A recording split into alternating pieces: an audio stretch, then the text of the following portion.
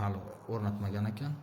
Endi olsalaring, xudo xolasa kam kutgan o'zlaring qilib olasizlar. Narx-navoralarni kelishib, keyingi xonalarni ko'ramiz.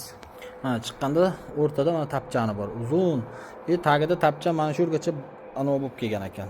Podval ekan, hali ochib qo'yibmiz podvalni. Podval ham lesensadan qilingan. Hozir mana xonalarni ko'rib chiqaylik. Bu ikkinchi xonamiz, detskiy xona. Gilamlarni ham to'shab qo'ygan ekan. Hali hech kim yashamagan bu, yangi remontdan chiqqan. Bu egalarining o'zlari ham yashamagan. O'zlari Toshkentda yashaydi ekan. Tayyor uy. Keyingi xonasini ko'ramiz. Mana keyingi xonasi, 3-xonasi bu. Mana remontdan chiqqan tayyor. Cho'zib o'tirmaymiz buni. Tez ko'rsatamiz. Keyingi yoqda mehmonxonasi bor. Mehmonxona отдельно o'zi. Mana bu yerda podvali bor, pastga tushadigan yer to'lasini esensadan qilingan, tayyor bu narsa qo'yib chiqsalaring bo'ladi. Mana shunday tushamiz. Mehmonxonasi bor. Mehmonxonani ham ko'rsatib o'taylik. Mana darvozalari qo'yilgan, katta yangi darvozadan. Darvozalarni ham ko'rasizlar, qanaqa mana stoyka qildirib, arka qildirib qo'yibdi mana.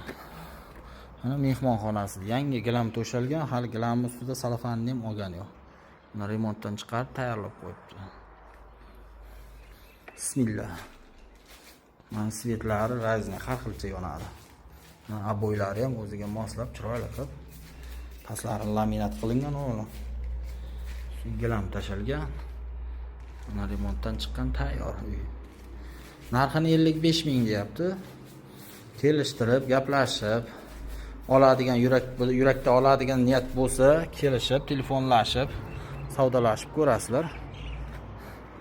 Joy egasi ko'nmasa aytasizlar, biz ham yordam qilamiz ozgincha. Chunki ishimiz shu. Mana transformatorlar mana oldida turibdi, mana ko'ryapsizlar, огородda oxirisida. Yangi transformator, muammo emas.